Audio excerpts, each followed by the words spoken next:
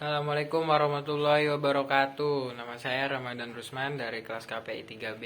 Saya akan melaksanakan ujian akhir semester yaitu dari mata kuliah Komunikasi Kelompok dan Organisasi. Di sini saya akan menjelaskan yaitu apa kepemimpinan atau peran-peran kepemimpinan dalam kelompok. Nah, di sini yang pertama yaitu pengertian dulu dong, yaitu pengertian dalam kepemimpinan, kepemimpinan dalam kelompok. Nah, pengertiannya yaitu kepemimpinan dalam kelompok adalah kemampuan seseorang untuk membimbing, menginspirasi dan mengarahkan anggota kelompok agar mencapai tujuan bersama, yaitu melibatkan, memberikan atau arahan yang jelas, memotivasi orang lain dan bekerja sama untuk mencapai hasil yang diinginkan. Jadi kepemimpinan itu yaitu memberikan atau melibatkan, membimbing, menginspirasi, memberi arahkan yang jelas, motivasi orang lain dalam kelompoknya dan bekerja sama untuk mencapai hasil yang diinginkan. Nah, yang lalu kepemimpinan kelompok juga perlu mendengarkan ya dan memahami kebutuhan anggota kelompok. Jadi pemimpin juga harus mendengarkan atau memahami kebutuhan anggotanya. Ya, kebutuhan itu dalam kelompok yaitu banyak, bukan satu dua doang. Berarti kan kayak pemasukan atau apapun itu. Lalu serta memastikan kolaborasi yang efektif untuk mencapai kesuksesan bersama. Ya, itu mungkin dari pengertian kepemimpinan kelompok. Nah, lanjut nih kita ke peran pemimpin. Yaitu apa sih gitu? Apa aja yang ada dalam peran seorang pemimpin? Nah, sini saya menjelaskan yang pertama menetapkan visi dan misi tujuan bersama.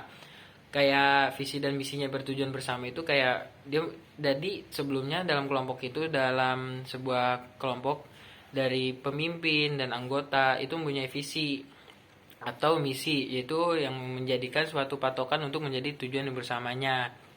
Lalu yang kedua mengorganisir dan mengarahkan anggota kelompok. Nah, jadi kepemimpinan itu dalam kelompok jadi mengarahkan anggota kelompoknya seperti ke jalan yang baik atau yang benar gitu. Nah, sesuai dengan yang tadi di atas, sesuai dengan visi misinya gitu. Jadi si pemimpinnya ini mengarahkan kemana tujuannya. Nah, kan sebelumnya berarti dalam kelompok tersebut mempunyai sebuah visi dan misinya gitu untuk mengarahkan anggota kelompok ke dalam tujuan dari visi misi tersebut. Nah, lalu yang ketiga yaitu ada memberikan motivasi dan inspirasi. Nah, selain tadi yang dari nomor satu jelasin, nomor dua jelasin, seorang pemimpin juga memberikan motivasi dan inspirasi. Motivasi seperti ya kata-kata atau yang bisa lebih semangat kepada anggotanya gitu dan menginspirasi. Nah, seperti inspirasi itu kayak di dalam sebuah kelompok yang kecil atau kayak PT atau yang kecil itu kan mempunyai inspirasi juga dong, harus mempunyai inspirasi biar kedepannya tuh lebih baik atau lebih maju lagi atau lebih makmur seperti itu. Nah, lalu yang keempat ini ada pemecah masalah dan pengambilan keputusan kelompok. Pemecah masalah dan pengambilan keputusan kelompok itu harus ada gitu, kayak hubungannya kepada peran pemimpin juga. Jadi kayak suatu masalah yang harus diambil keputusannya ya oleh sang pemimpin gitu. Apakah keputusan ini mutlak atau enggak gitu. Karena kayak sepertinya keputusan itu di tangan pemimpin, kemungkinan begitu. Dan yang kelima membangun kolaborasi dan kemitraan. Nah, kolaborasi seperti kayak ini ini dari anggota, ini dari ketua kelompok atau pemimpinnya seperti itu. Nah, kan harus begini gitu bersama-sama gitu. Jadi kolaborasi terhadap kayak atau kemitraan kepada anggota itu juga harus, kepada yang lain juga harus gitu, staff-staff yang di bawahnya atau yang paling bawahnya atau gimana atau yang setaranya juga mungkin. Itu harus dalam peran seorang pemimpin gitu. Nah, selanjutnya itu ya ada gaya kepemimpinan dalam kelompok. Nah, sini saya akan menjelaskan gaya kepemimpinan dalam kelompok. Yang pertama itu yaitu otoriter.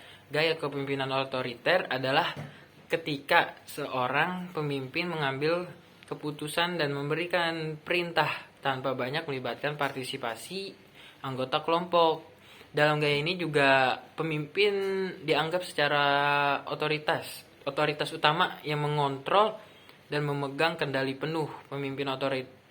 Biasanya pemimpin otoriter cenderung membuat keputusan sendiri tanpa banyak konsultasi, yaitu kayak berjalannya keputusan ini hanya seorang pemimpin yang tahu tanpa adanya keputusan dari yang lainnya gitu. Lalu tanpa adanya banyak konsultasi, dan harapannya adalah agar anggota kelompok mengikuti petunjuk dengan tegas. Nah, seperti apa ya, istilah tuh kayak berjalan sendiri gitu, yang hanya mampu yang mau kepada ke sang pemimpin tersebut gitu. Komunikasi dalam gaya kepemimpinan otoriter bersifat satu arah atau ke atas ke bawah. Nah, di mana aturan dan perintah dijunjung tinggi. Nah, biasanya nih kalau kayak begini, aturannya itu ya ke atas aja gitu tanpa melihatnya ke bawah gitu. Nah, meskipun dapat efektif dalam situasi-situasi darurat atau keputusan cepat, gaya ini dapat menciptakan jarak antara pemimpin dan anggota kelompok dan kurang mendukung kreativitas serta partisipasi yang aktif, karena ya tadi sudah dijelaskan bahwa sang pemimpinnya ini memiliki atau membuat aturannya sendiri gitu tanpa adanya kayak obrolan atau omongan kepada yang ke bawahnya atau setaranya begitu. Jadi ke atas ya ke atas, ke bawah ya ke bawah begitu. Nah, lalu yang kedua yaitu ada demokratis. Nah, biasanya ini gaya kepemimpinan demokratis melibatkan partisipasi yang aktif anggota kelompok dalam berproses pengambilan keputusan. Nah, jadi dalam gaya ini pemimpin cenderung melibatkan anggota kelompok dalam diskusi, meminta masukan, mendengarkan pendapat mereka sebelum segala keputusannya itu terjadi. Maksudnya kayak gimana nih sarannya, atau gimana nih buat kedepannya, atau ini diubah atau enggak begitu. Jadi sang pemimpinnya ini menanyakan atau meminta saran kepada yang anggotanya atau setaranya gitu. Jadi ini disebut juga gaya demokratis gitu. Keputusan diambil secara bersama-sama lah, seperti itu. Jadi nggak kayak tadi yang disebutkan di atas, kayak pemimpin hanya membuat aturannya sendiri tanpa ada melibatkan anggota yang lain gitu. Ya mungkin dalam konteks kasarnya seperti egois, hanya pemimpin yang menjalankan, bukan menjalankan, seperti hanya pemimpin yang bikin, yang tahu tanpa meminta segala saran kepada anggotanya gitu. Keputusan diambil bersama-sama ini kan kayak tadi demokratis, sehingga setiap anggota kelompok merasa memiliki kontribusi dalam perjalanan kelompoknya gitu. Jadi dia kayak merasa hidup di dalam kelompoknya begitu. Gaya ini mempromosikan kerja tim, kreativitas, dan rasa tanggung jawab yang bersama ya, sehingga anggota kelompok merasa nilainya dihargai gitu dalam proses pengambilan keputusan. Nah, ini juga sangat penting karena ya anggota juga perlu dong untuk berbicara atau angkat suara gitu, atau mengasih saran, mengasih solusi gitu kan. Karena ya nggak semua orang itu bisa, mungkin solusinya di sini gitu. Ini mungkin menjadi demokratis itu sangat efektif dalam kayak mengambil keputusan yang bersama-sama, merasa nilainya dihargai, atau rasa tanggung jawab yang besar atau tanggung jawab yang bersama-sama gitu. Nah, yang tiga ini nih, laissez-faire gitu. Ya, gaya kepemimpinan laissez-faire ini dapat dijelaskan sebagai pendekatan di mana pemimpin memberikan kebebasan yang besar kepada anggota tim untuk mengambil keputusan dan mengelola tugas mereka sendiri.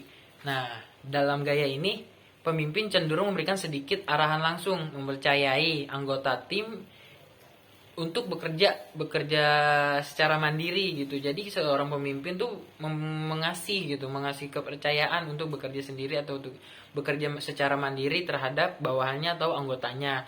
Meskipun memberikan kreativitas dan otonomi kepada anggota tim, kepemimpinan laissez-faire ini laissez-faire ini memerlukan tingkat otonomi yang tanggung jawab yang tinggi dari anggota tim untuk mencapai tujuan kelompok. Nah, kenapa mempunyai tanggung jawab yang besar atau yang tinggi? Karena seorang pemimpin ini memberikan tanggung jawabnya atau memberikan kepercayaan kepada anggotanya atau ke bawahnya gitu.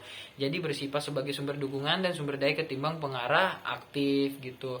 Jadi singkatnya laissez-faire itu apa ya? Itu sangat cenderung memberikan kerja yang mandiri kepada bawahannya, karena dia itu apa ya, jadi ini kepercayaannya nih oleh atasannya itu diberikan karena dia percaya kepada anggota yang satu ini. Nah, itu dipercayai atau diberi tanggung jawab yang besar. Nah, ya mungkin itu memiliki impact yang sangat besar. Nah, tapi ini disebut dengan laissez-faire gitu. Laissez-faire ini berarti sumber daya yang mengarah aktif gitu, atau sumber dukungannya ada di sumber daya ketimbang pengarah aktifnya gitu. Nah, lalu pengaruh gaya pemimpinan, maksud di sini pengaruh gaya pemimpin terhadap kelompok gitu. Yang pertama yaitu motivasi anggota kelompok. Nah, gaya kepemimpinan yang inspiratif dan memberikan dukungan dan dapat meningkatkan motivasi anggota kelompok untuk bekerja dengan semangat dan dedikasi. Biasanya ini diberikan motivasi kayak setelah bubar dari kelompok atau kerjaannya. Nah, sang pemimpin ini memberikan motivasi gitu, seperti apapun itu, motivasi kepada dirinya sendiri atau ke depannya atau kepada PT tersebut atau kepada kelompok tersebut gitu. Gaya kepemimpinan yang menggabungkan inspirasi dan dukungan, tidak hanya menciptakan atmosfer positif tetapi juga merangsang semangat. Jadi ya anggota ini disemangatin lah gitu oleh sang pemimpinnya. Dedikasi yang diperlukan untuk mengatasi tantangan dan mencapai keberhasilan bersama.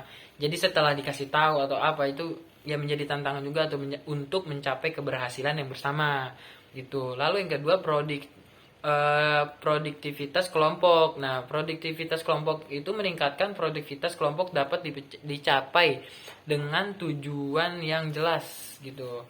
Memastikan distribusi tugas yang bijaksana dan memonitor efisiensi pelaksanaan pekerjaan dengan tujuan yang terdefinisi. Anggota kelompok memiliki panduan yang jelas, sementara distribusi tugas yang cerdas memanfaatkan keahlian masing-masing. Jadi keahlian masing-masing anggota maksudnya gitu ya, dimanfaatkan gitu. Memastikan efisiensi dalam pelaksanaan pekerjaan, melibatkan pemantauan progres, komunikasi terbuka, penyusunan strategi jika diperlukan gitu. Jadi lebih ke terbuka lah gitu ya produktivitas kelompok, maksudnya terbuka kepada anggota, antara pemimpin juga. Nah, selain itu ada juga nih yang terakhir, tingkat kepuasan anggota. Nah, Bang, apa sih tingkat kepuasan anggota itu? Nah, di sini saya akan menjelaskan, seorang pemimpin yang peduli atau memahami, memperhatikan kebutuhan individu serta kesejahteraan kelompok. Nah, di sini menjelaskan bahwa memahami dan memperhatikan itu bukan secara kebutuhan individu saja. Nah, ada juga kesejahteraan anggota kelompok. Karena kan di sini terumusnya dalam anggota kelompok gitu ya, kelompok dan organisasi gitu. Bang, apa sih yang menjadi tingkat kepuasan tersebut? Nah, seperti gini contohnya, kebutuhan individu serta kesejahteraan anggota kelompok. Contohnya, Pak, kayaknya ini kalau pakai AC enak gitu. Nah, sang pemimpinnya atau ketua dalam organisasi kelompok tersebut, oh, berarti enak nih pakai AC. Berarti nanti harus semangat gitu biar mencapai tujuannya gitu atau mencapai dengan targetnya gitu. Itu tingkat kepuasan anggota. Nah, nanti kan kalau misalnya kan anggotanya udah dilaksanain atau udah dikasih fasilitasnya yang dia inginkan. Nah, insya Allah udah tuh ke depannya nanti bakal baik gitu, lebih maju dah begitu. Nah, mereka menciptakan lingkungan kerja yang mendukung dengan memberikan dukungan emosional, mendengarkan, memberikan perhatian terhadap kebutuhan personal dan profesional. Jadi kayak mendengarkan tuh kayak gini. Contohnya, Pak, lebih baik mah kerjanya nanti jam 2 aja gitu. Misalkan gitu. Nah, sang pemimpinnya dengar, oh iya nih bagus gini-gini karena tidak terlalu siang atau emang itu siang banget gitu kan. Tapi kan ini contoh dan misalnya semoga dapat dimengerti lah gitu. Berikan perhatian kayak gini. Kayaknya kamu udah capek nih, misalnya istirahat dulu aja nggak apa-apa gitu kan, karena ini juga misalnya barang-barang atau apa juga nggak terlalu banyak gitu masuk ke bagian kamunya gitu, terhadap personal dan profesional. Melalui pendekatan ini pemimpin dapat meningkatkan kepuasan anggota kelompok. Jadi kayak sang anggota tuh kayak merasa ini gitu, kayak puasnya gitu, wah di sini enak gitu, saya diperhatiin gitu kayak ini, jadi nggak terlalu kerja rodi atau kerja paksa gitu kan. Kalau menciptakan iklim yang kerja positif dan memotivasi tim untuk mencapai kinerja optimal. Nah, jadi kayak kinerjanya tuh optimal gitu, maksudnya tuh kayak kerjanya positif gitu, lebih tersusun jadi lebih baik gitu. Motivasi tim juga itu harus gitu, karena kan pemimpin juga kan itu kepala di antara, misalkan dia menjadi kepala di antara anggota-anggota tubuhnya gitu. Jadi itu harus untuk mencapai kinerja optimal. Nah, begitu sahabat-sahabat kayak gini. Bang, udah selesai atau belum sih bang? Nah, kalau misalkan nanyain tentang kegaya-gaya kepemimpinan itu, mungkin nanti itu ada masih. Nah, ini mungkin penjelasan dari saya gitu. Semoga dapat dimengerti oleh kalian-kalian semua, dan saya minta maaf jika ada kesalahan kata atau tutur kata yang salah, karena saya adalah manusia, karena yang benar hanyalah Allah Maha yang besar. Sekian dari saya, semoga diterima oleh baik oleh Anda, dapat dimengerti, ini menjadi amal baik bagi saya, dan ini semoga ilmu bermanfaat untuk kedepannya. Saya Ramadan Rusman undur pamit diri. Wassalamualaikum warahmatullahi wabarakatuh.